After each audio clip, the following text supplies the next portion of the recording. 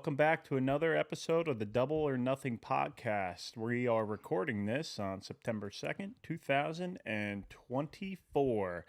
Just want to ask everyone, if you can, just give us a follow and like on all of our social media platforms. You can find us Double or Nothing podcast on Instagram, Apple Podcasts, YouTube, TikTok, Facebook, Twitter, everything.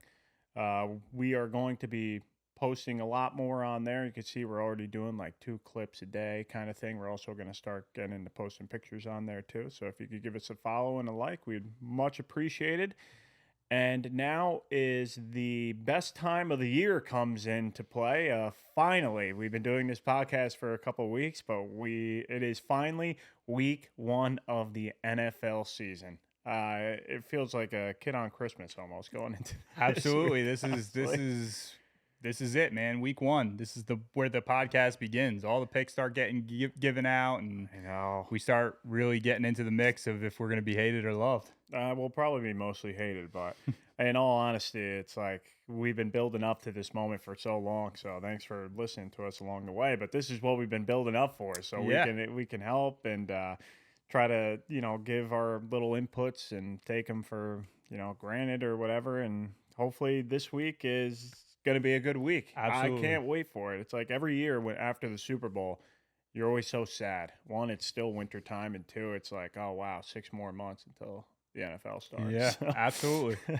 All right, before we get started today, Dylan and I are going to start posting on Instagram and all of our other social media platforms. We're going to do little pictures of, kind of just our QB rankings, playoff pictures, just discuss it in the comments if you want, if you think we're stupid or if you agree with us like you've been doing. And we just want to get everything out there before the season starts. So we want to see, we'll give you a little bit of what we're thinking as far as where maybe top 10 NFL teams, top 10 NFL quarterbacks.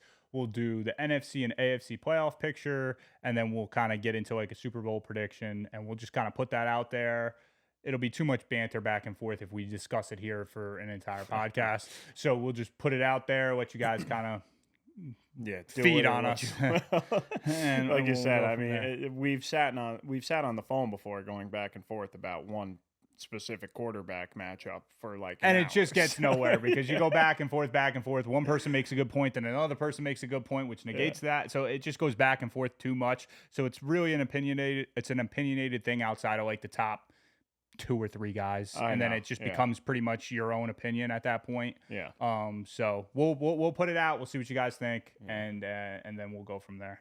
All right. So quickly before we this week, we're going to be talking a lot about the lines and who we like in the game and over and unders. A lot of this is the Double or Nothing podcast, right? So we are going to be talking about the gambling aspect of these games and kind of who we like, but we are going to go through every game individually. So that's going to be the main talking point of this podcast. But before we get into that, we're going to just do quick news around the sports world. Number 1, of course, like you called last week, Scotty Scheffler did end up winning the Tour Championship. Yeah, it's not really a great prediction. It's just kind of what was going to happen. Yeah. You know what I mean? Not too much drama around it. I think he won by 5. He was up by 5 or 6 strokes throughout the last 2 days. Just kind of boring, bland kind of stuff. But hey, great year for him. I think this ranks the 4th best season in golf history. Tiger Woods owning the other 3 slots above him, of course, and he won out of the total tournaments he was in. He won, I believe, close to 50% of the tournaments or 40 something percent. Yeah. So just a dominating, one of the best years in golf history. So congratulations to Scotty Scheffler, of course. A couple big signings this week, but we'll get into that in the NFL world when we go through all the games. Around just quickly, the college football this weekend, not too much. The first week of college football is always a bunch of BS games back and forth. No one even, they don't want to schedule anyone too tough because you can see Notre Dame beats Texas A&M this week on Saturday, close game, and USC beats LSU yesterday. And now all these questions pop up for those schools is the season already over? I know we have the college football playoff has expanded, but you're already starting out on a bad note, especially for LSU. I mean, that's a bad loss to USC yesterday. And it's kind of like that catch was ridiculous.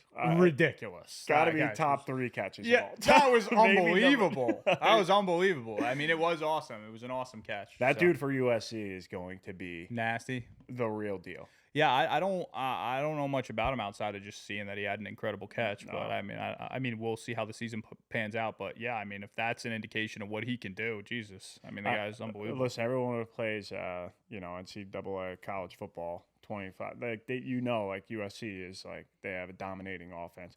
I didn't think it was going to be like that because the SEC's always been like king, and LSU's always been awesome, and USC coming over, it's like their defense has always been pretty bad. They got steamrolled a couple times last year by mediocre teams, and to beat LSU, I mean, wow.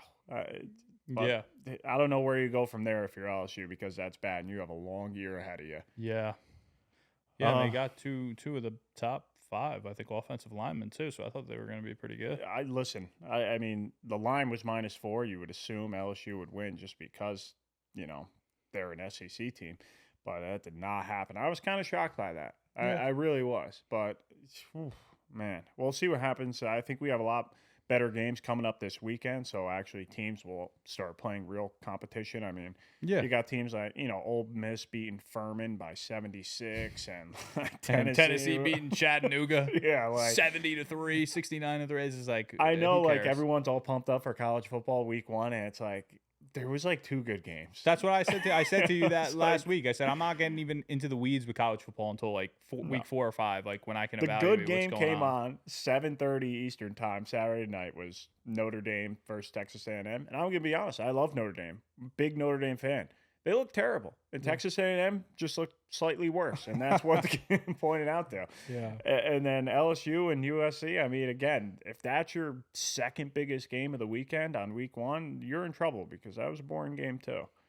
I don't know if you've been following the WNBA lately, but Caitlin Clark seems to just be rolling. I know this is like a talking point everywhere, but we haven't touched on it once in a couple of weeks. But it is like, they had their break for the WNBA, and since then they are just like complete. They started off 1-8, worst record in the league, and now they're 1 game above 500 and looking to make like this playoff push. It's just kind of crazy to see how good Caitlin Clark actually. I know. I see all the highlights. I mean, I'm not wasting my time watching these games, but I mean, she looks great. She looks great. I mean, I know she's averaging. I saw something. She's averaging like 18, 19 points a game.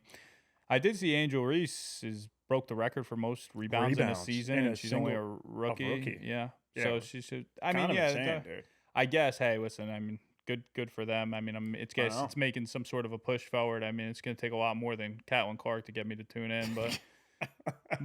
Hey, I mean, it is what it is. She's doing great. I mean, you can't take anything away from her. I mean, she single-handedly made the sport freaking watchable. Listen, I mean, for like the average sports fan, like I did tune into, women's college when she was playing. When she was playing LSU and then the tournaments and, with UConn and stuff like that. Like, I did tune into some of those games, but it is good to see. She's like, I think the environment's a little bit crazier and a little bit more entertaining to watch from a college standpoint than it is WNBA, though. Oh, yeah, 100%. I mean, they're playing in front of, 17 people. I mean, it's a little bit hard to get into. It's also nice to see her get like a little bit of flowers here for like, hey, thank you for helping the sport grow a little bit. Finally. Yeah. Like, she definitely should have been on the USA team, but and say what you want about Angel Reese, like it's the same thing. Like people, she is actually helping. The league for grow. For sure. Every league needs a villain. Oh, 100%. Yeah, that's a good way to put it. I didn't even think about that. Yeah. Like every league needs a villain. If like it's like everyone's mad if she shoots like 7 for 16, Angel Reese. It's like, oh, she got 20 boards though. I mean, say what you want. It's tough to do that. Yeah. You have to actually still go and get them. But that's basically it around the league. I mean, the most exciting thing this week is that the NFL is starting. So what we're going to do is we're going to go through each of the games this week, and we're going to do it in order. So we're going to start with the Thursday night game, Friday, Sunday, 1 p.m. games, the 4 o'clock games, night game. We're going to do it in order.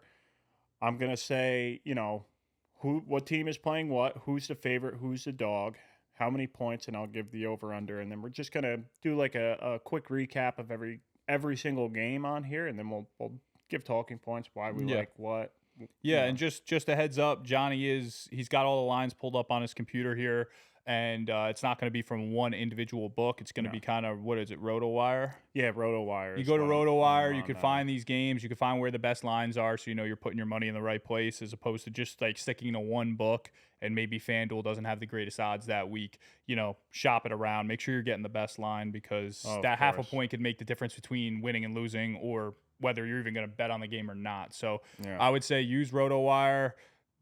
Make sure you're getting the best lines, and we'll just start it off from there before the people in the comments start getting crazy saying that's not even a line. It is a line. It just might not be a line on your book. Yeah. Gamble responsibly. Yeah. That's all we could say.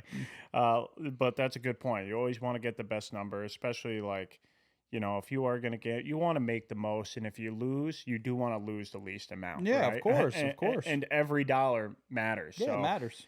Listen, if something the normal spread is always -110. And if you bet something -110, hey, every what is it? If you bet $100 every time, every 10th bet is like a free bet. You know, yeah. It's just that's how it boils down to. So you don't want to be taken advantage of. But we'll start it off here. We got the Baltimore Ravens at the Kansas City Chiefs on Thursday night. The line right now is Kansas City -3, Baltimore +3. And the over/under is 46.5. So what do you? Yeah, big. It's a showstopper to start the year.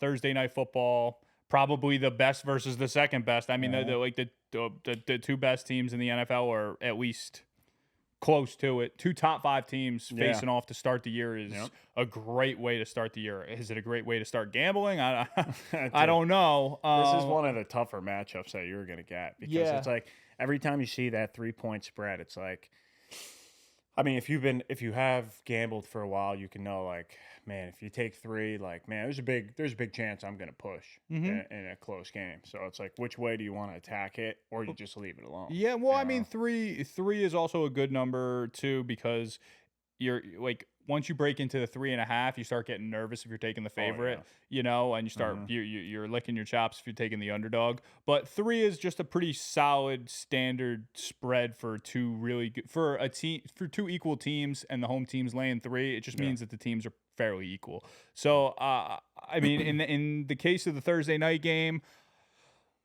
I bounced it around a little bit. I don't necessarily know that Kansas City gets off to the greatest starts. I mean, last year they lost to the Lions in week 1, and I took the Lions because I think Kelsey didn't play. This year, I think both teams are pretty healthy, except Hollywood Brown, I think, is not playing for the Kansas City. But, I mean, we haven't even seen him in a Chiefs uniform yet. So, and Xavier Worthy, I'm sure, is going to step in and be a relatively similar type of player. And Rashee Rice still playing. Yeah, Rashee Rice still playing. Ridiculous. But I know the legal situation isn't closed up yet. I'm gonna lean Kansas City. I don't necessarily know I don't necessarily know that I'm gonna put a ton of money on Kansas City, but yeah, I don't know if I'm gonna touch the game at all. But if I was, and I'm gonna give a pick for every game, I'm gonna take Kansas City -3 in the Thursday night game. Yeah, this is one, like, I couldn't think of a better way to start, like, the NFL season, though. Honestly, like Kansas City and the Ravens, like, we got to see the playoff matchup last year. That was unbelievable. Man, this is one of those things where it's just tough. Like the 3, you never, like, hey, if it was 2.5, then obviously you love. Like, I like the Chiefs if it was -2.5, but it's not there. So it's close, it's teetering. So you want to pay attention to stuff like that, but it's not there. If anything, I would lean maybe to the under 46.5. First game of the season, primetime games tend to go under at a heavy dose there when it's a standalone game. A lot of pressure. Like you said, early season, we haven't seen a lot of these guys in uniforms yet. I know the Ravens had a lot of turnover on offensive line, on defensive line, wide receiver. Now they have Derrick Henry. You know, but with offensive line is one of those things where these guys, they take, it needs a lot of time for them to mesh together. So I can easily see this being like a lower than 47-point game. That's one thing I would probably look at in this game if I was betting it. All right, so I'll take Kansas City -3. You're going to take the under. Under 46.5, yeah. All right, going into that's Thursday night game, but now we're on Friday night. This is something new this year where we're having a Thursday, a Friday game, but this one is the Packers against the Philadelphia Eagles. This one is in Brazil, actually. You got a 8:15 p.m. game, but the line right now is Packers +3 and Eagles -3. In some books, you can get them -2.5. The over/under right at that 48.5, 49 some places. Yeah, it's the battle of the overrateds. It's the battle of 1A, 1B. Jalen Hurts and Jordan Love. I think the Eagles are a better team. I think the Packers defense is a little bit better than maybe people give them credit for. Oh yeah, but definitely.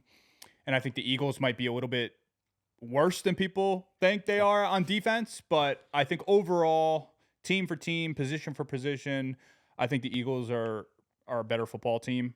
I think the Eagles are a really good overall football team.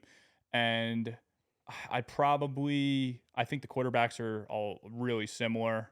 I think they're both a little bit overrated, but I'm gonna if the line is 2.5, which is what I saw it at. I know one of the books has it at that, right? Yeah. So if in that situation, I would take the Eagles -2.5.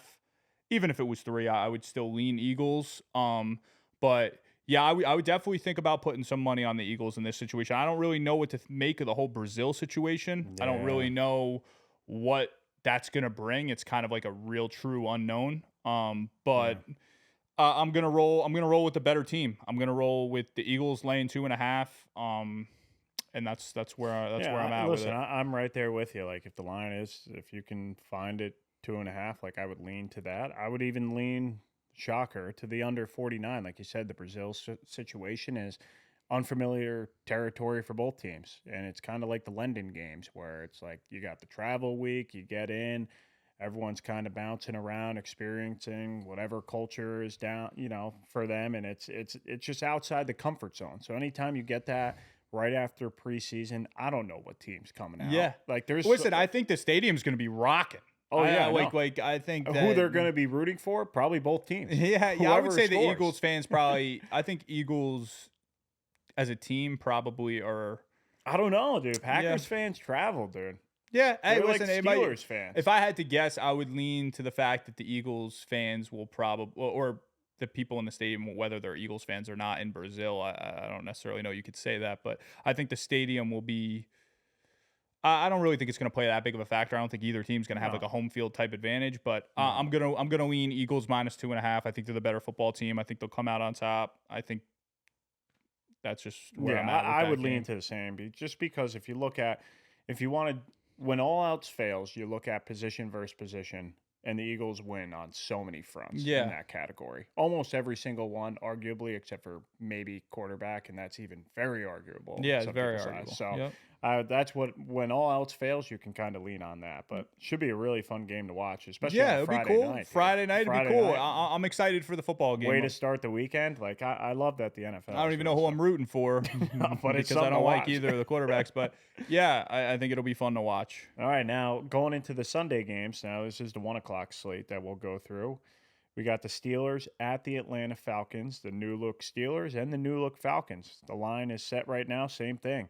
Steelers are +3, Falcons are -3. Over under a low 42 to 42.5. And where's the game? In Atlanta. Game's in Atlanta. Atlanta's laying 3. Yeah, this is a tough one.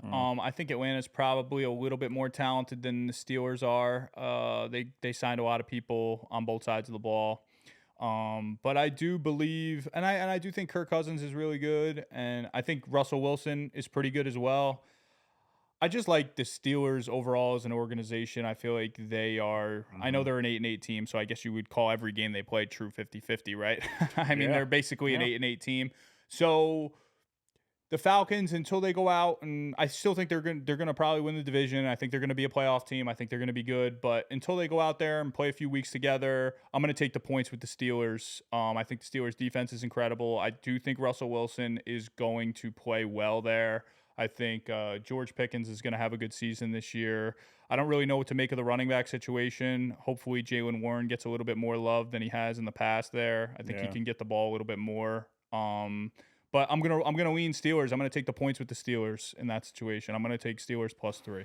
I mean, this is like an ultimate. I have no idea what either of these teams are. Like, I have zero clue. Like, nothing out of the Steelers preseason showed me anything. I haven't seen Kirk Cousins play in 10 months, and he's coming back from injury. On the offensive side of the ball, the Falcons are better. On the defense side of the ball, the Steelers are better. Yeah. Usually with games like that, you would maybe lean towards, defense wins championships, but it's like, I truly have no idea. This is like it's 3 on both sides.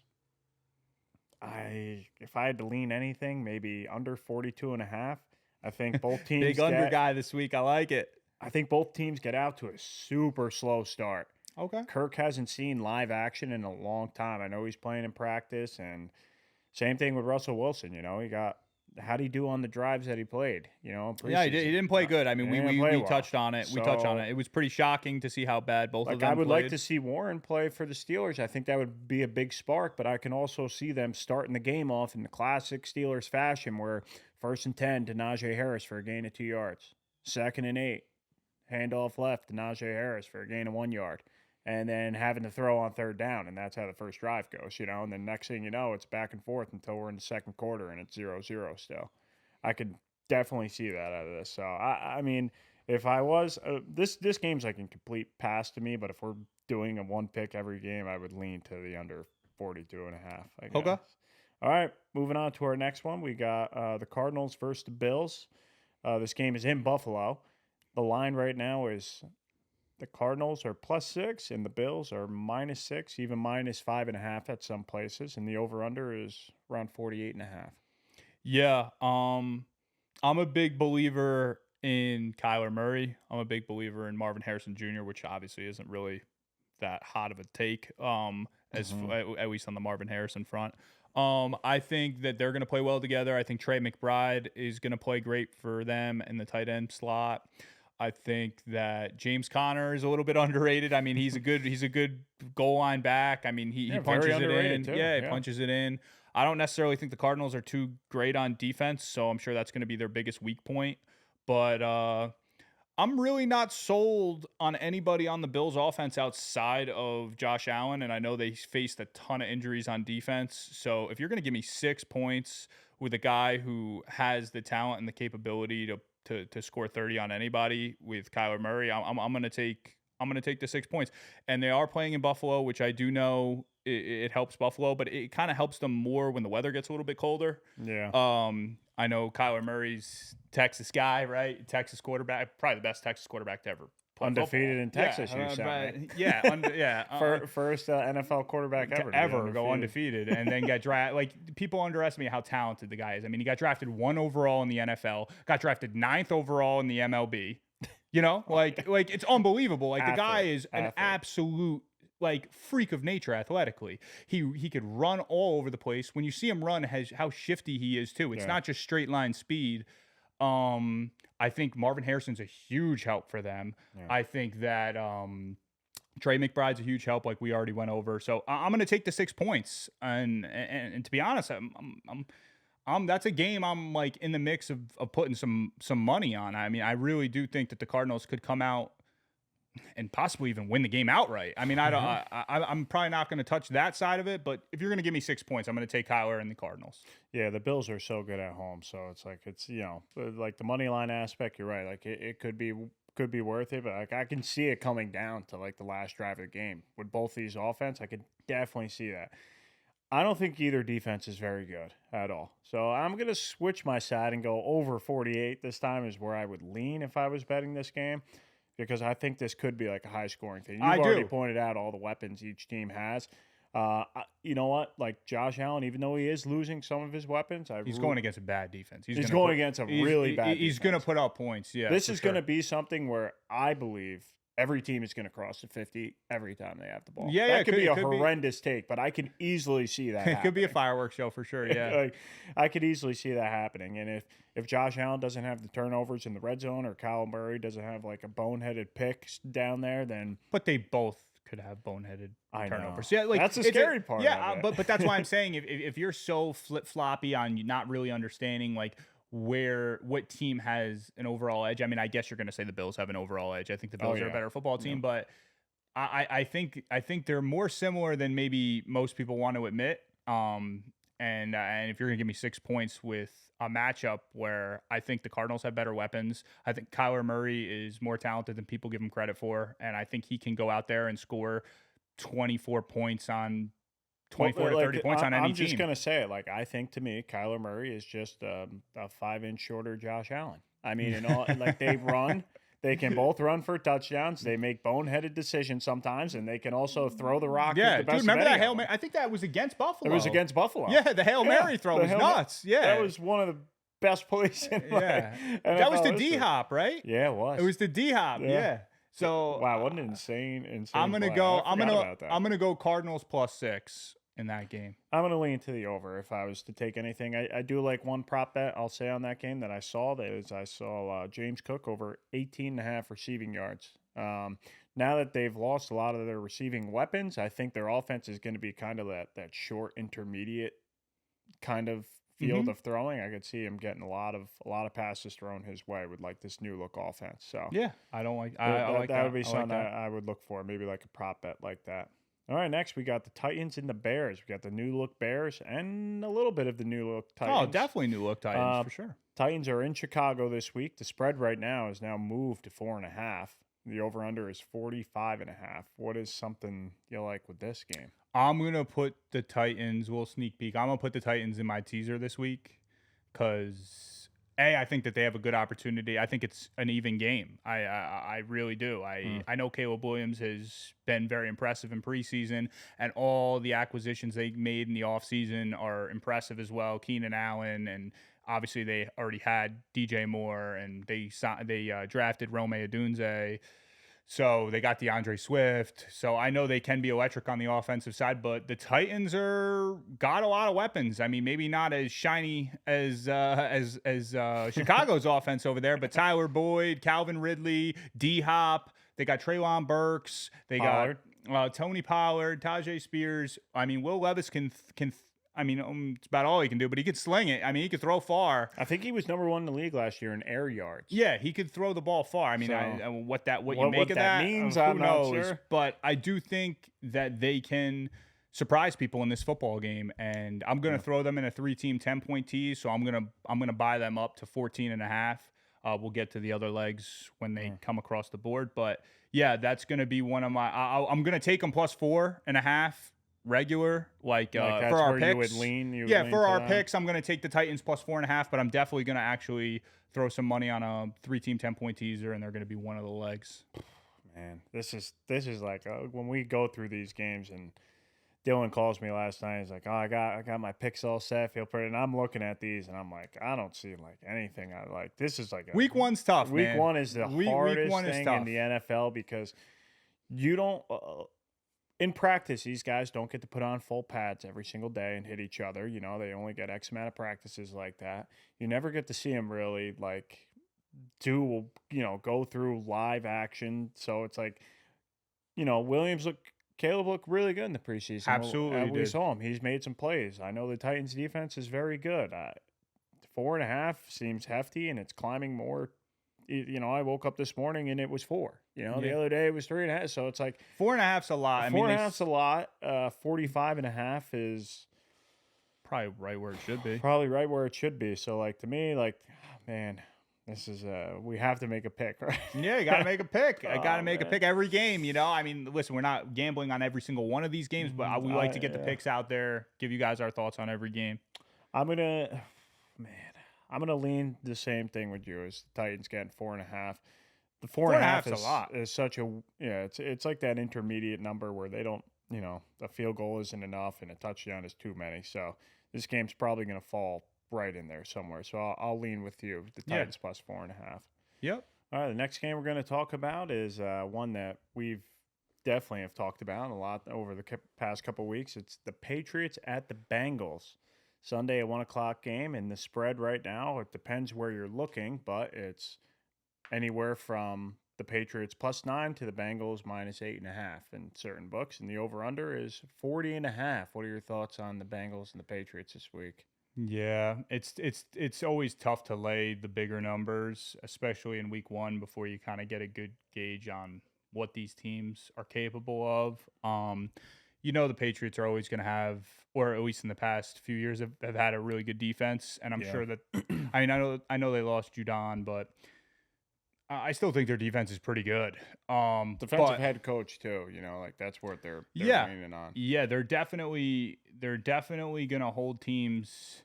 They're gonna hold teams back from their regular scheduled scoring, but I do think that the Bengals are good enough to cover that number, man. I mean, I think that the Bengals offense is too high powered, and the Patriots are just not going to move the ball that much. I don't think. I'm not sold. I know they're named Jacoby Brissett the starter. Yeah, Jacoby Brissett named the starter in like a kind of an awkward way this week. It's like, Gerard Mayo came out and said that Drake May has outperformed him, and there was a quarterback discussion going on where they're going to start. Such an awkward way. I don't know why he would put that out to the public, but yeah, it's just weird. I just have no faith that the Patriots are going to go out and score even 14 to 17 points. Like I have no confidence in them scoring. The Patriots they have written all over them.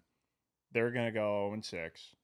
And then Drake May is going to come in to finish the season. Yeah. Like, is there a more obvious thing in the NFL than that? Yeah. I'm gonna easily take the Bengals in this game, and that's going to also be my second leg in the two-team 10-point. So I'm going to get 1.5 points with the Bengals. So that'll be my second one. So it'll be Titans plus 14.5.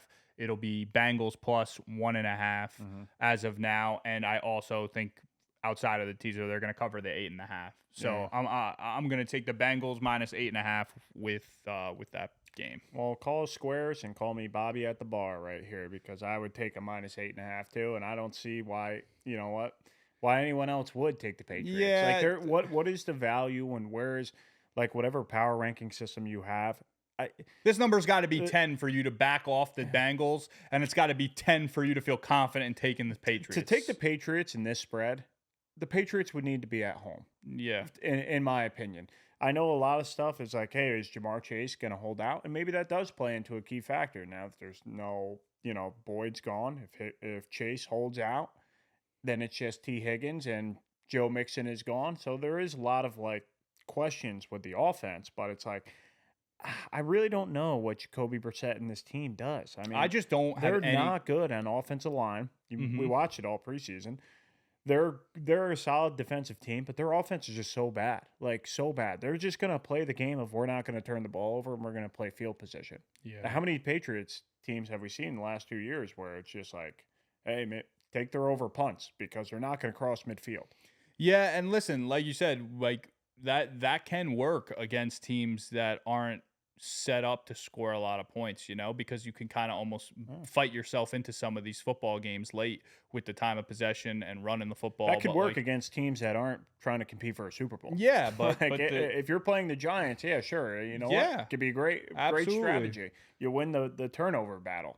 But I just don't see, like, this number, like 8.5. 8.5 is not enough. I mean, it could be like I said, if they were home, it's a little different story. Maybe they just try to get out of there with a win and don't want to get Joe Burrow hurt or something like that. But I know there's a lot of question marks around this game. But you know what, like, the Patriots are going to be one of these all-time bad teams. Yeah. 100%. I'm not into the whole, it's a trap. Like, the Bengals are just flat out more than 8.5 points better than the New England Patriots. So I know. I'm taking the Bengals, and if I get my heart broken, I get my heart broken. It just is what it is. I'm not gonna ever rewind the clock and say, oh, I wish I took the Patriots plus 8.5. Like, I'm not gonna be mad if the Bengals turn around and the Patriots score 10 garbage time points with a minute left in the game to cover and the Bengals win by 7, I'm not going to be miserable about it. No, and you can't be, just because you can't look at this team and tell me you're a sharp just for taking the Patriots, just because you want to go against the grain. Yeah, no. Like, to me, it's just not one of those situations. Like, I don't get behind people who are like, well, everyone's taking them. Well, it's like, well, everyone's taking them for a reason. There are some times where there's a reason. And I don't think anyone has seen, like, recent evidence that Jacoby Brissett can take a bunch of no-name wide receivers and go out and score 24 points on a Sunday. Like, They like have you one. said. They have one good spot on offense, and it's Ramondre Stevenson. Like that's it. Like you That's said, I mean, if you told me he goes out there and doesn't turn the ball over and they win the time of possession battle, like and stuff like that, and it's a closer game than maybe expected, so be it. But I think that's like the highest expectation of the Patriots in this football the game. Patriots are hoping just to not to lose by more than 10. And Yeah. that's that. When you watch that game, that's exactly how it's going to play. They're gonna be like, you know what? We didn't lose by 20. I think they might. I think they might. But that's how they're going to play it. Yeah, They're just going to eat clock. But all right, going on to the next game, we have the Texans at the Colts. Right now, the line is -2.5 for the Texans, +2.5 in the Colts. The over/under for this game, DraftKings has it 48.5. FanDuel has it 49.5. This game is one of those games where I was looking and I'm like, I don't know which way to go. This is a game I'm not touching at all. But I'm gonna give a pick for it. But this is a very, very difficult game to pick because I think most people are gonna lean Texans -2.5, and I don't blame them for doing that because the Texans are loaded up. CJ Stroud coming off a great year, but I think Anthony Richardson showed a little bit of what he has. You still don't know what he is overall, but he showed that he can go out there and play pretty well.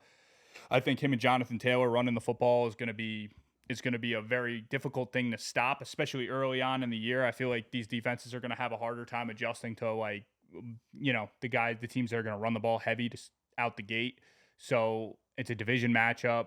Yeah. They played each other tight both games. I think the Colts beat them up pretty good one time last year, right? Yeah, in like week 3 last year. Yeah, and then they were up by 20 plus at one point in the game. And then I think they played a tighter game, maybe like a 23-19 type ordeal the second game. For the Texans to make it into the playoffs. Yeah. And it all came down to Gardner Minshew making a kind of a bad throw on the running back's back hip for a first down. Oh, yes. Like that's the difference in that game. Yeah. So I'm going to lean Colts getting 2.5. I don't love it, but for the sake of just giving a pick, because we're going to go through all these games and give a pick, I'm going to roll with the Colts +2.5. That's where I'm at. Lean the same exact way, honestly. And like you said, last time we haven't seen Anthony Richardson in a while, but last time that we saw him, he was beating up the Texans defense by a lot. And he was running all over the place. Yeah. So, and now that Jonathan Taylor is fully healthy, I would expect, the Texans defense is pretty good, but we kind of saw what they lacked against the Ravens in the playoffs last year, and I feel like that's kind of like the same thing they're going to get against the Colts in this game. And it's also always tougher to adjust to the run earlier on, I feel like, because a lot of these quarterbacks and receivers are making a lot of these mistakes earlier on, trying to Richardson is just such a freak, dude. He's just like you saw him this summer. He's doing like a 360 vertical dunk on the basketball. He's the size of NFL linebackers. Yeah. And he somehow runs like a 4.4 40. It's just like he's one of these guys where they're not going to stop him, or they can only really actually hope to just limit him to not destroying them on the ground. They're going to try to make him. They got to force him to throw the football. Make him make bad decisions through the air, because I think if him and Jonathan Taylor get off to a hot start on the ground, I think it's going to be a long day for the Texans. And Michael Pittman Jr. is no joke. Like he's Mike Evans 2.0. Yeah, he really is. He's Mike Evans 2.0. He's turning into Mr. Consistent. Yeah, you're gonna turn the clock. You're gonna fast forward 5, 6, 7 years from now, and you're gonna say, dude, this guy gets no credit. He's gonna be Mr. Consistent year in, year out. So, and I think the biggest thing you said was the division game. You have a home team getting points against a division opponent. I'm gonna take that more times than I'm not. And the last 2 times we saw both teams is, one had their backup quarterback in, and the other game when they didn't, they beat the Texans by 20. Now, obviously, it's a different Texans team. It's 1 year older. But I still think you kind of lean towards the home team getting the point. Yeah, I'm not touching this game. So let's just be clear on that. And the Texans could go out and fire on all cylinders. They have a ton of weapons. They can beat anybody. But in this situation, week 1, not really knowing what we're getting out of the new Texans team, not really knowing what we're getting out of Anthony Richardson, home division team getting points, that's where I'm leaning. Yeah, like when we talk about we lean one way, it's like, if you go into our head and we had to take it, like we would lean to here, but it's, unless we specifically state this is what we want to bet this week, then it's like, we just have leans on all these games to try to help people kind of get in their thoughts a little bit about what we think about, to see if it's on page with what you think about, or if we're just completely, maybe any one of our thoughts can give you a little more information, a little more insight. Yeah, listen, we're going to keep overall records. Like, these are going down as picks for us. We're going to keep an overall record, but then we're going to keep a gambling record for things that we're actually putting money on, which we'll state. You'll hear us say, hey, this is going to be part of a bet that I'm making this week. This is not. We'll go through that all after all this stuff. But yeah, all these games will be recorded. Every one of the picks that we're giving you is going to go on our record. So, we're going to give you at least every game one thing that we would lean towards taking. Absolutely. That, and that's it. All right, going on to another great matchup for the 1 o'clock slate is the Jacksonville Jaguars at the Dolphins. The spread right now, certain spots you can get Jacksonville plus 3.5, and FanDuel has the Dolphins -3, and the over/under for this game is anywhere from 49.5 to 50.5. There is so much different spreads all over the place that I don't think even the books know what to do with this game. Yeah, it's a tough one. That's going to be the third leg of my teaser. I'm going to take the Dolphins up to +7. I'm going to get the Dolphins at +7. And it'll be, so to finish off the teaser, it'll be Titans plus 14.5, Bengals plus 1.5, Dolphins plus 3. I love the Dolphins just -3 in general. I'm Dolphins plus 7. I like the Dolphins just -3 in general. I really do think. I think Jacksonville. I've turned the page on Jacksonville a little bit. I think Trevor Lawrence has looked great in the preseason. I think we both have, and I do realize that they do have a little bit more weapons, and their team's a little bit better than we were giving them credit for maybe earlier on when we first started recording the podcast. Yeah. But I think Miami's just too.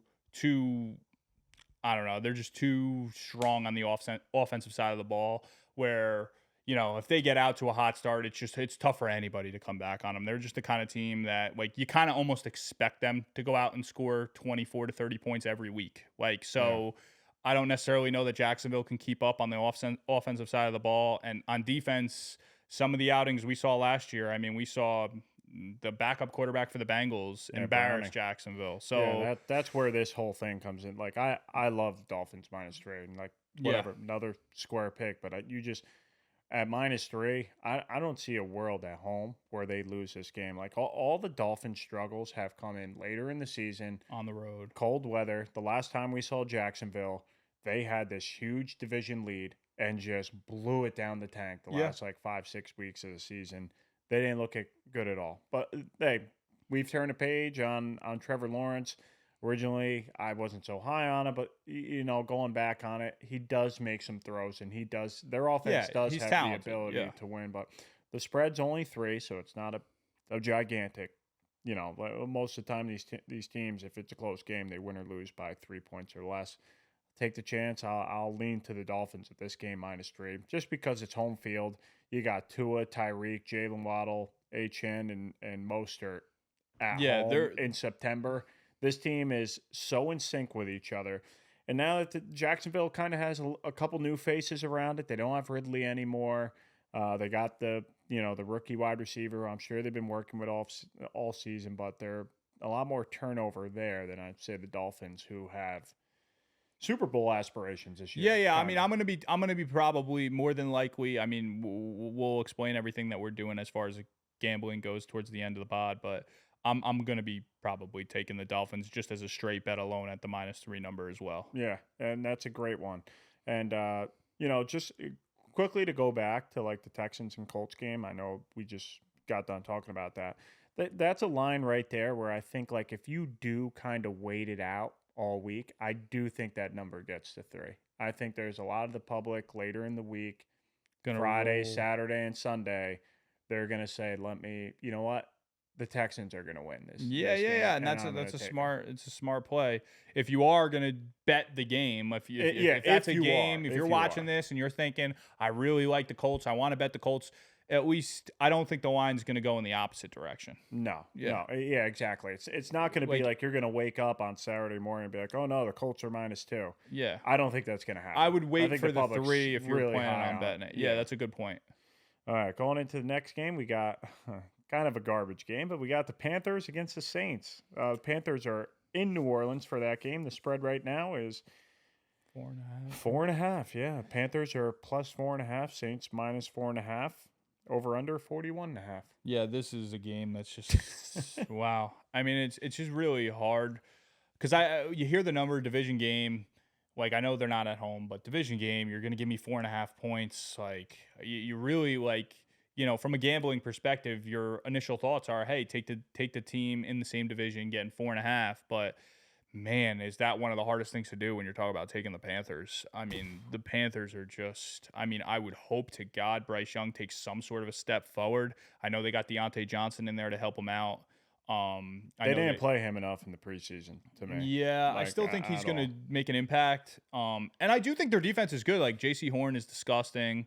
Oh, yeah. I do think their defense played pretty well last year. I know it doesn't really show because they didn't win many football games. Even though you thought they checked out at the end of the year, their defense still performed at a high level. Yeah, Brian Burns is gone, but I'm gonna take the Panthers plus 4.5, and I'm probably gonna hate myself for doing it, or for even giving this out because it's just borderline embarrassing. But I'm gonna take for the record's sake. Put me on the sheet for Panthers plus 4.5.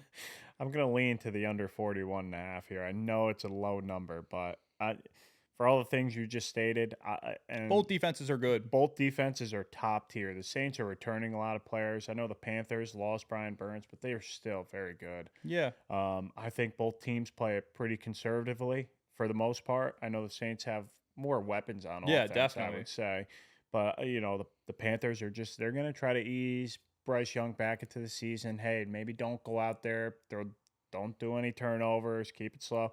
These teams played each other in week 1 last year, and it didn't go over 40 in their home opener. So I would expect the Saints defense to come show out. I am really not concerned about the Panthers scoring 2 touchdowns. I'm really not. Unless it's like garbage time, Like hey, if they go out and score a touchdown and 3 field goals, like I could see that. But I can't see him getting into the end zone more than 2 times. So I would lean, like I said, you're going to force me to take some. I'll lean to the under 41.5. I know it's a low number, but man, I would not be shocked if I turned on the TV Sunday 1:00 and I see that these two teams it's like an ending finish of 21-10. Yeah. Hey, I don't disagree. I mean, I hate that I have to do it, but I'm gonna take the Panthers plus 4.5. Another stinky game coming up. We have the Minnesota Vikings at the New York Giants. Right now, the Vikings are on the road, and they are giving 1 point to the Giants. The over-under again, 41.5. Who you like? This is a game where I'm really interested in just straight betting the Vikings. I just have no faith in the Giants. Nothing to me screams that the Giants are ready to start the season at all. And I do think Sam Darnold's going to have a little bit of a resurgence playing with the Vikings. It always seems like these Jets quarterbacks, they kind of go somewhere else. They kind of, get play some better. of that pressure relieved, and they play a lot better. He's got the best, debatably one of the best overall just players in the NFL, and Justin Jefferson definitely considered to be the best receiver. And I think that Sam Darnold is going to get him the ball a ton. And I don't think Hawk's playing, right? No. He's out for a couple weeks. Yeah, he's out for a couple weeks. But I think I don't know if Addison's playing or not either. Actually, this is probably something I'm going to have to look into before I actually physically place the bet. But if Addison's playing, Justin Jefferson's playing, Sam Darnold, I think, is going to have a little bit of a bounce back year. And I just have no faith in the Giants really doing too much on either side of the football. Wow. So I think that the Vikings could go into, is it in New York? Yeah, I think they can go into New York, go into MetLife, and beat up on the Giants a little bit. I am completely on the other side. I was going to say vice versa. Okay. I am leaning, I'm leaning towards the Giants in this game. At home, 2 completely mediocre teams overall. I think Brian Daboll is a genius with games like these. It's like we're going to see some stuff out of the Giants we didn't see in the preseason. We didn't see Danny Dimes take out on any run, any actual run plays designed for him. I don't think Minnesota's defense is good. Last time we saw these two teams play, Minnesota's defense made the Giants' offense look like they were the Kansas City Chiefs. Yeah. And it was a track meet. And they lost to the Giants with Kirk Cousins, and now it's Sam Darnold. So I haven't seen enough out of Darnold yet. Not saying that Danny Dimes is much better, yeah, or any better at all. Yeah. And there's no Saquon Barkley, but I do think I'll It's a home game for the Giants, season opener. They have a lot to prove. A lot to prove. I know the Vikings have nothing to prove, right? Like they're out there with no expectations, but Danny Dimes is fighting every week for which is job. why I like the Vikings, because I think we've seen, look what Danny Dimes was doing when he had the pressure of feeling like he needed to make a big comeback in just a preseason game. Guy's falling over in his own end zone, throwing pick sixes. I mean, the guy looked horrible. He's pretty bad. He looked terrible under this much pressure. This is the ugliest game I've ever seen. Like, I know. I hate these, but if you're asking me to make one, I'm gonna lean to the home team game. I just like the idea that the Vikings are going out there with nothing to lose. Like they're just playing for fun. It feels like almost. I mean, obviously they're in the NFL. They're the NFL. So the Giants' defense is also top tier. I will say that. Like they're a top 5, top 6 defense in the league. Jesus, I do not think that at all. Like with Brian Burns and you got Dexter Lawrence and you got Thibodeau. Like that defensive line is real. Like real. Yeah. I think the Vikings are going to score a lot of points. But hey, I mean, I guess this is one of our big disparities this week, so it's good. I guess we'll see who comes out on top. I'm trying not to kill the Giants so much because it's just like, listen, I know the Vikings have a great offense. Like you said, Hawkinson's not there. But Aaron Jones is 1 year older. Yeah. And I think the Giants' defense is like really good. And we've seen, I mean, being a Jet fan, you've seen Sam Darnold sometimes under pressure look like he shouldn't even start in college sometimes. Yeah. And I think he's going to have a bounce back year. I really do. But maybe not against his defense. Hey, it's we're split down the middle. I mean, you're rolling with the Giants plus listen, 1. These are also 4 specs. No, but I might be gambling on this. Oh, you might actually take the Vikings. Well, that's what I'm saying. I really think I'm going to take the Vikings. It's like one of my. It's definitely in the realm of being like a top 5 game for me this week. Wow. Like as far as from a gambling perspective. All right. So I really like the Vikings this week -1.5. Minnesota Dill. All right, going on now. That was the end of the 1 o'clock slates. Now we're going to get into the Sunday night 4 o'clock games. First one up is the Raiders at the Chargers, where it's just, I have these feeling, like it's a weird feeling these two play each other every Sunday at 4 o'clock for some reason in my head. But the spread is the Raiders are getting 3, Chargers are giving 3. Over-under is a low 40.5. I saw that there was a 3.5 on there though, right? Or no? No, as of right this second at 4 o'clock on Monday, no. Wow. Okay. Doesn't mean it's not going to change. When it was at 3.5 this morning, I would have taken the Raiders because division matchup, that half a point really swings me to the Raiders side of things. But at 3, changes it up completely. I'll roll. This is it's going to be kind of a stipulation thing, like change the record if it goes to 3.5. But closing odds, I'll say this: closing odds. If it's 3, put me down for Chargers. If it's 3.5, put me down for Raiders. That's how flip flopped I am on the game. This is a coin flip game for me. I'm not the biggest Jim Harbaugh guy. I know he's like changing the culture there. That doesn't happen overnight. 40.5 is a real low. I think Gardner Minshew can go out there and he could throw the rock. I don't think the Chargers defense has never been good since Herbert's been there. They've been a bottom 5 defense every year he's been there. And I know Herbert can go out there and score some points. Yeah, for sure. So 40.5 is, I mean, you're telling me those two teams are lower than the Panthers and the Saints? Yeah. It's a weird. I like that. I like that a lot. I like that a lot. And plus, Gardner Minshew, like you've said in the past, is kind of a guy who likes to feed his main target. And Devontae Adams is the guy to do it to. You know what I mean? You have Devontae Adams, you have Jacoby, and you have Brock Bowers and Michael Mayer, and he's going to go out there and throw the ball. Yeah. I mean, they're going to... And throwing the ball just means higher variance. He could throw turnovers, which lead to scores, or he could throw touchdown, which are scores. So it's like, I see what you're saying for your standpoint. Like the 3.5 is huge, just because kind of Gardner Minshew's not going to go down. Like exactly 3.5. I think the teams are close enough where 3.5 swings me to the Raiders. But at 3, I do think the Chargers are a better team. Not by a ton. Not by a lot of weapons. Not by a ton, but by enough where 3 pushes me back to the Chargers side of things. So as of now, it's 3, so I'll take the Chargers. But if that line pushes to closing odds at 3.5, put me down for the Raiders. All right, next game we have the Broncos are at the Seattle Seahawks right now. The line is the Broncos are getting 6 points. Seattle is giving 6 points. Some books have 5.5. The over-under is 42. Yeah, I love the Seahawks in this game. I think the Seahawks are underrated on both sides of the football. I think Geno Smith's been playing great since he's been in Seattle. I think DK Metcalf rarely gets talked about, and he's very, very good. I think Tyler Lockett gets no love.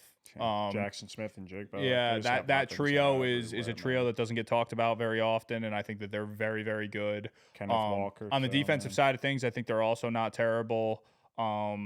So I think this is an easy Seahawks game for me. I probably will mess around with a 2-team 6-pointer and maybe throw Seahawks Vikings. Get the Vikings at 7.5 plus 7.5, and get the Seahawks plus 5 or plus 5 plus half a point. Yeah, because it's 5.5. Oh right? Yeah, you're right. So I'll get the Seahawks plus a half a point, get the Vikings plus 7.5, and probably mess around with a 2-team 6-point teaser there. Not totally locked in on that, but that's kind of where my brain's going with it. But I do like the Seahawks minus 5.5 just outright if you're out there making a straight bet. Yeah, we're on the same page. I mean, Denver rookie quarterback. I mean, I'm not the biggest believer in Bo Nix, but he's not even starting, is he? No, he is. Oh, is he? Oh. It's not. Is it Zach? I don't know. I don't know. This is what we're talking about. I don't even know.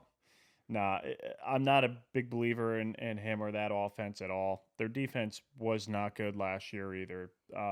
Geno Smith, when he plays at home for Seattle, I mean, they're a great football team for all the things you just mentioned. Another year for DK Metcalf, another year for Jackson Smith and Jigba. Kenneth Walker's getting better year by year. And playing in Seattle is one of the best home fields that you can get, So yeah, 12 man. I think Geno wants to come out and make a statement and say, I deserve to be recognized as a top 15 quarterback in this league, whether you believe it or not. That's what he is aspiring to be. And he's gone out there some weeks and shown that he could do that. So I'm right there with you. Yeah, I think Seattle minus 5.5, easy Seattle, especially at home. All right, on to the next Sunday afternoon game. We have the Cowboys in Cleveland. Right now, the Cowboys are getting plus 2.5, and Cleveland is minus 2.5. The spread for this one is, some books have it 41.5, some have it 42.5. What do you see here? Tough. It's a tough game. I think both teams are pretty good. I love Dallas as far as opening up the season. I feel like they've been one of the better teams in the NFL in opening week. It just seems like they always come out and fire on all cylinders on opening week. I think Dallas is a better team. I know a lot of other people don't believe that, but I'm a big Dak Prescott guy. I'm a big Dallas guy. Huge Dak Prescott guy.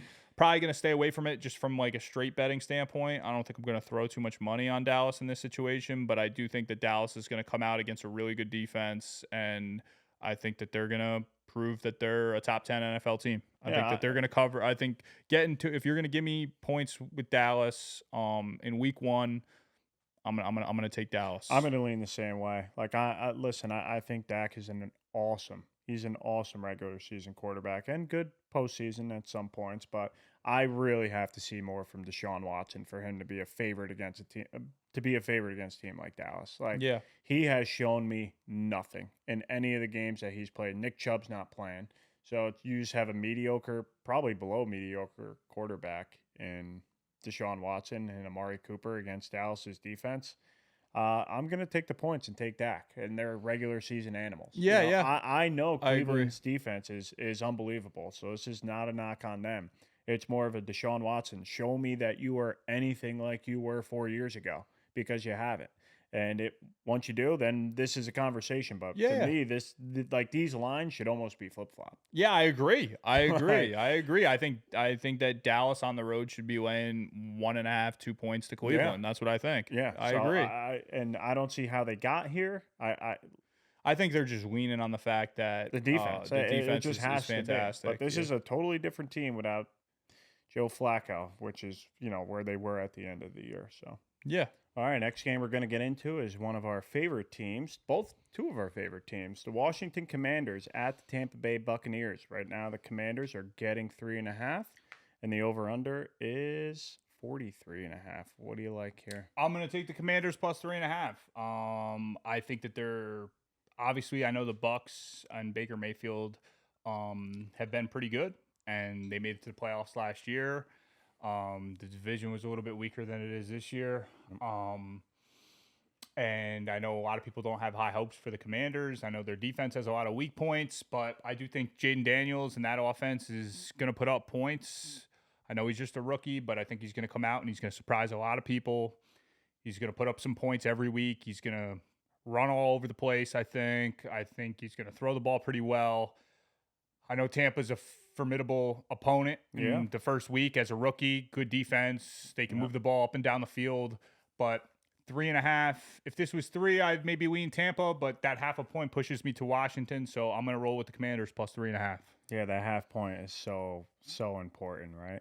Yeah. I do, for this game, like I'm going to lean to over 43.5 for everything that you just mentioned. I think Jayden Daniels is going to be able to throw the ball. I think Washington's going to be able to score. I also think the Buccaneers can score, and I think Washington's defense is not very good until they show us otherwise. They were a bottom 2 or 3 team in points per game last year, and points per given up last year. So 43.5 seems a little low to me. I know Baker in them. He can throw the ball. He had over 4,000 passing yards last year. This offense can definitely move it up and down the field. And if Jayden Daniels can keep pace with that, 3.5 is a great spot, but I also like over 43.5 for that too. Yeah. No. I don't hate the pick. I mean, I'm not a big over/under guy. I don't tend to lean that way very often. You've done it a lot today, so you might be the over/under guy this year. But for me, I'm going to stick to what I know, and I'm going to roll with the Commanders plus 3.5. Yeah, just the half point is so important. Yeah, so if they were doing spreads, like it would push me to do that because winning by more than a field goal in the NFL is very difficult, right? Yeah, I mean, especially when you have a really, really talented quarterback who has a good supporting cast. You know, I mean, like, so I think Terry McLaurin is extremely underrated. I know Brian Robinson's supposed to be the guy this year, but of course, but Austin Eckler is going to definitely make a huge impact in the pass game. He's going to be a very, very good check down for Jayden Daniels. He's going to get him out of some sticky third down situations. And I'm not worried about their offense. I think I like Washington plus 3.5. I'm going to be riding if they're going to be giving Washington more than the field goal, which will probably stop real quick, I think. But if they're gonna keep giving Washington more than a field goal, you'll probably find me taking them quite a bit. All right, Sunday night game now we're moving to. One of the most electric games that we're going to watch this week is the LA Rams at the Detroit Lions. The spread right now is 3.5. The Rams are getting 3.5. The Lions are giving 3.5, and the spread is a whopping 51.5. Yeah, I mean, listen, they're hooking me with the half point on a lot of these games, man. A lot of these games. I'm a firm believer that the Rams are right in the mix to be a real contender. Like I actually think, like we'll preview. I have the Rams winning the division.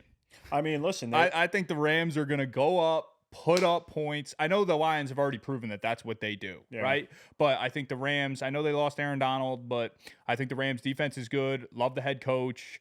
I think the coach is miles better than Dan Campbell.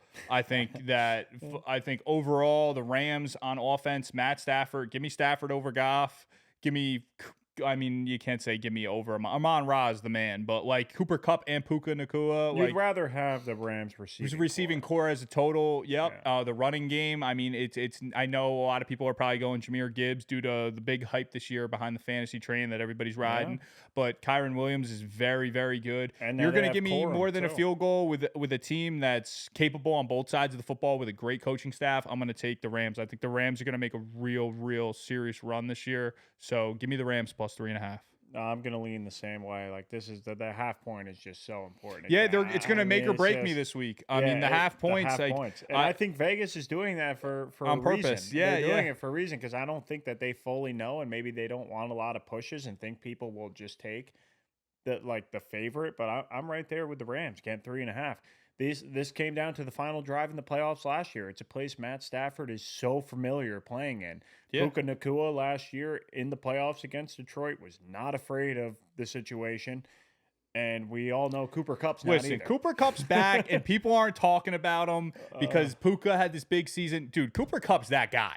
Okay? Yeah. Like, Cooper Kupp, people forget, man, that this guy was an animal when he was healthy. You're talking about, like, these are two of the premier offenses in the league. In the league, dude. Like two of the top 5 offenses in the league. Cooper Kupp is going to be firing on all cylinders, man. I mean, obviously, I hope he stays healthy because I know that that's kind of been a little bit of an issue for him. But if he stays healthy, Stafford stays healthy, dude, the sky's the limit for the Rams. Give me the hook. I'll take the plus 3.5. Yeah. I mean, that's just listen. When all else fails, you take the 3.5. Yeah, listen, I'm not ultra confident betting against a team that I know can Otherwise, score 30 you take points. a money line. Yeah, so it's like, or you look towards the over under, but it's like I love getting 3.5 with a team like the Rams. I mean, I know it's a good bet. So because they're a team that I look at, and I look at both of them like that, who can beat any team in the NFL. Oh, there's absolutely no question. Yeah, absolutely. So if you're going to give me a team like that getting points, I'm going to take them. Yeah, absolutely. The last game of the week, one that I'm most excited for, Monday night game, is the New York Jets at the San Francisco 49ers. Right now, the spread is 3.5. Jets getting 3.5. 49ers giving 3.5. Once again with the hook. The over-under is 43.5. Yeah, I'm going to take the Jets. I mean, they're going to come after me in the comments. Jets fans, whatever. You're going to give me more than a field goal with the Jets. I'm going to take it. I think the Jets on paper are, if not the best, one of the best teams in the NFL. And if all goes right for them as far as injury status, if everybody stays healthy, the Jets could beat anybody in football. Right now, I think you'd obviously have to state that the Niners are probably a little bit better. But the Niners had a ton of injuries in preseason. Well, we don't know if Trent Williams is playing. Yeah, Trent Williams might not be playing. Brandon Ayuk also just signed for a huge contract. Does that boost up the morale of the team? Man. Hassan Reddick might not be playing. Hassan Reddick still just, we have no idea what he's doing. Yeah, so he's not going to be playing. We've watched absolutely hilarious training videos he's been doing, which has just been stupid. But this is one of those real, like, I can't take the Jets. I know it's like a force pick, plus 3.5. They were plus 5.5 a month ago. And it like knowing that, I didn't get to look at everyone's spreads were like off the top of my head a month ago, but everyone has kind of, the Chiefs and the Ravens has been 3 since the beginning that lines came out. All these other games have been very similar. The Jets were plus 5.5, plus 6 at one point. So just off of pure anger for not getting that early line, I can't take them plus 3.5. Did you say move with the line though? I know, and there's reason for it. There's a lot of question marks around San Francisco, but hey, McCaffrey's calf, or is Trent Williams going to play? Is he, what game shapes he's going to be? We haven't seen Ayuk run a route since last year. What's that going to be? Yeah, this is only a game you put money on if you won a lot on Sunday. And you want to be entertained on Monday night. This is like a same game parlay, screaming same game parlay Monday night. Like, this is what you take. I'm gonna be an absolute loser and say primetime game Monday night usually goes under. You have two great defenses. I'm gonna go under the 43.5. Yeah, I'm gonna roll with the Jets, man. Jets 3.5. Like I said before, the half point's gonna make or break me this week. A lot of decisions that I made hinged on that half a point one way or another. So I will say, week 1 is definitely the hardest week to gamble. And it's like, you're going to go out there and you're going to see a bunch of people throwing out picks. And until we see these new look teams in live action, it's so hard. Like, hardest weeks to gamble ever. 100%. But I like where I'm at because I like what you said before. I think that these odds makers, I think what they're trying to do is get these excited NFL fans to come in, bet heavy on the favorites, laying the 3.5, try to gobble up some money early. So yeah, they're trying to win off the hook. My suggestion would be, just due to my history in gambling, every time you think you got something in the bag with laying 3.5 because you just think a team is better than another, that half a point makes all the difference in the world. Maybe it won't this week, and maybe I'll look like an idiot, but I'm gonna go against what they're trying. They're trying to put everybody in a position to lay the 3.5, and I'm gonna take the 3.5 whenever I can get it. So that's how I went into my gambling approach this week. Yeah, and sometimes you have to do it that way. That's going to wrap up all the NFL games of this week. Right now we're going to do our favorite 3 picks overall, whether it's against the spread or over and unders. we'll have Dylan give his absolute favorite straight bet of the week. And then I'll do mine, and then his second to my second, his third to my third, and then we'll talk about his favorite teaser and my favorite teaser for the week. So, Dylan, you want to take the honors of your favorite straight bet going into the week? Yeah, my favorite straight bet going into the week is just I'm going to take Miami -3 at home versus the Jags. I just think that offense is just going to not miss a beat. They're going to come out hot in Miami. And I just don't think the Jags can keep up, plain and simple. I think that Miami is just offensive powerhouse. I think that they're just going to I don't want to say roll the Jags, because I do think the Jags are more than capable of staying in the football game, but 3 points isn't enough. And this is one of those situations where even if it was 3.5, it might scare me a little bit. But I like Miami to win the game by quite a bit more than 3. So I'm going to take Miami as my favorite, just straight bet. If you're not throwing in these teasers, if you're only messing around with 1 or 2 games for the week and you're looking for something to take, I think Miami -3 is a great pick. Yeah, mine would be the Eagles -2.5. And we talked about this obviously on today's pod. And I think the Eagles have a lot to prove. They have a much improved offense this year, adding Saquon, adding Dotson, and they just have so much more weapons. I think Hurts is going to come out healthy this year, and I think he has a statement game to say, don't forget about the Eagles this year. Yeah. Like, don't forget about us. Like, we're Super Bowl contenders, and our roster says that. So if I'm gonna get under a field goal, I'm gonna take the -2.5. Yeah. I like the pick as well. I mean, I took the Eagles when we were going through the games. I like the Eagles. I like Miami. So I like that pick. So for your number one pick, it's going to be the Eagles -2.5. Mine's going to be Miami -3. And my second pick is going to be, I mean, I hate to do this because I picked a lot of underdogs. I mean, throughout the picks, we went through so I hate to do it, but this week it just the favorites to me are a little bit more top heavy. So I'm gonna roll Vikings -1.5. Oh, here we go. Vikings -1.5 is probably my second favorite, just straight bet, just because I think the Vikings are better than the Giants, and 1.5 to me is more or less just go out and win a football game. Well, now it's at -1 some places. Yeah, there you go. So -1. So I'll take the Vikings -1 as my second favorite. High on pick. the Vikings, yeah, or low on the Giants. What is it more for you? You high on the Vikings or low on the Giants? Low on the Giants. Low on the Giants. Yeah, which is never a bad way to play things. No, it's how I tend to gamble. Especially in like teasers. Like if you're real low on the Patriots and you really think they're going to be a bad team, that's always a scheme that has worked well for plenty of gamblers. My second favorite game, this is one that most people won't find the most attractive pick, but I'm going to say the Panthers and the Saints and under the 41.5. It's a very ugly game. But I believe two elite defenses have a lot to prove. Not a big fan of Derek Carr, not a fan of the Saints head coach. I think he's the first one to get fired. But I got to see more from Bryce Young and the Panthers, and I got to see more from the Saints.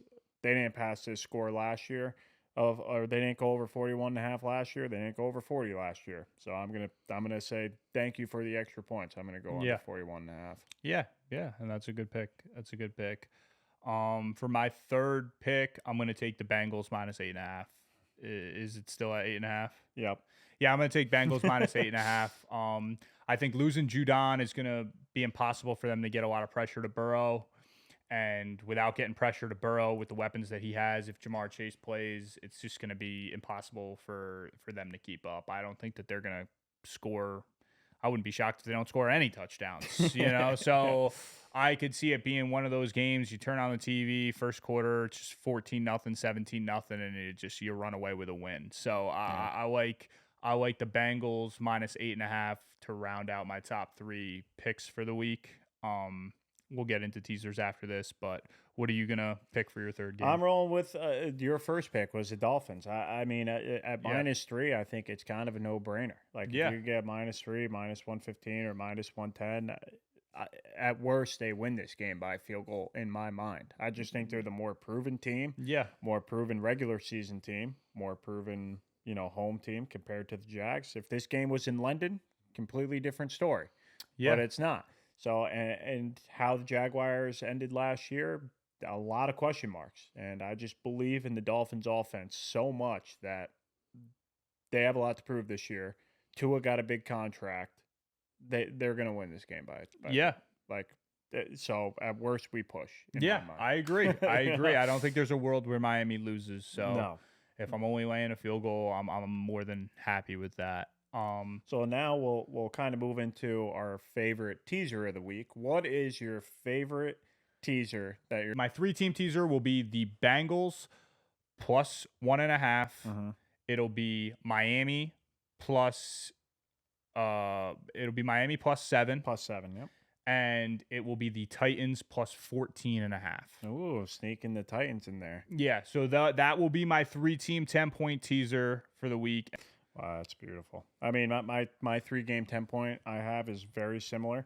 I do have the Bengals plus 1.5, like you stated, the Dolphins plus 7, and I actually went with the Cowboys getting plus 12.5. I think, Dallas getting over double digits is always a good thing. Is always a good thing. So yeah, I'll ride with that. But I really don't hate doing, Rams plus 13.5 instead of Dallas. That's also. I know. But like the Lions offense scared me off. I agree. Scared me off that. I agree. They can turn a 3-point game into a 20-point game real quick. So I'll stick with Dallas, and their defense is good enough. And the 2-game 6-point, I mean, this is bad, but totally double dipping with the Bengals. Get the Bengals down to minus 2.5. Oh my God, dangerous move. Dangerous move, I know, but I'm that low on the Patriots. Hey, no, I don't hate it. I've done it a ton. So and the Steelers up to 9.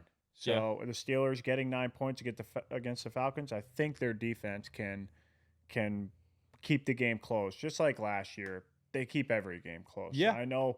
A lot going into the season, a lot of people said that's like their downfall is, they won a lot of close games in their wins. Well, it's the Steelers. They're always in a close game. Absolutely. Absolutely. So, yeah, that's going to wrap up the picks.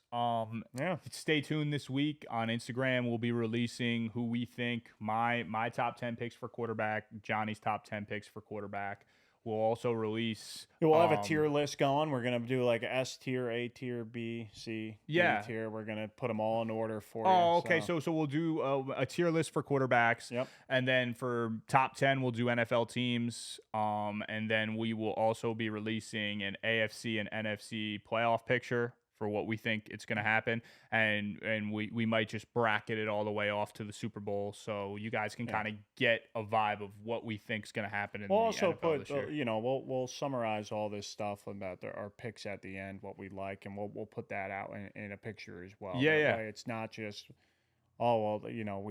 we went through so many games this week, but we'll put our favorite 3, and then the teasers we'll put in absolutely. So everybody. Go follow us on Instagram, TikTok, all the social media platforms, and YouTube, everything. And then what we'll do is we'll release all the picks there, so you guys can get it on paper, or not on paper, on your phone right in front of you, so you can refer back to it, and also some other interesting things as far as what we think it's going to happen. And don't be afraid to leave a comment. Tell us why you think we're completely wrong. Yeah, tell us why you think that we're idiots and that we have no idea what we're talking about. We're welcome to feedback. Yeah. That's kind of what this is all about. Like we're just out here saying what we would take, and that's kind of how our thought process works. Absolutely. We like what we like, and I can't go the whole episode without throwing this out. I hope everyone kind of noticed our T-shirts. Double or Nothing Pod, baby. Like these are awesome. So, yeah, I mean, I can't believe I didn't bring it up in the first, and halfway through the podcast, I'm like, I never looked at our T-shirts. Yeah, we had to wrap them for the picks, and stay tuned for every week. We're gonna be filming on Mondays, we'll probably start to film on Tuesdays. Yeah, we're probably gonna start to film on Tuesdays a little bit. Wait for the whole week to wrap up, and then try to get in some of these early line kind of action. And like we said, we're gonna do this every Tuesday. So we're doing that knowing that some of these things, we could film this on a Tuesday, and then the next thing you know, Dak Prescott's hurt going into Sunday. Yeah, but that's just the nature of the beast. Yeah, that's the nature of taking things early. Yeah. But there's a lot of value in taking things early, better than taking things late. So yeah. You get the good lines coming out this. I know it's week 1, so a lot of them are already picked apart to pieces, but we'll get into that. So thank you, everyone, for listening. Like always, leave a nice comment and a feedback, and we'll see you next week. We'll see you next week. Thank you.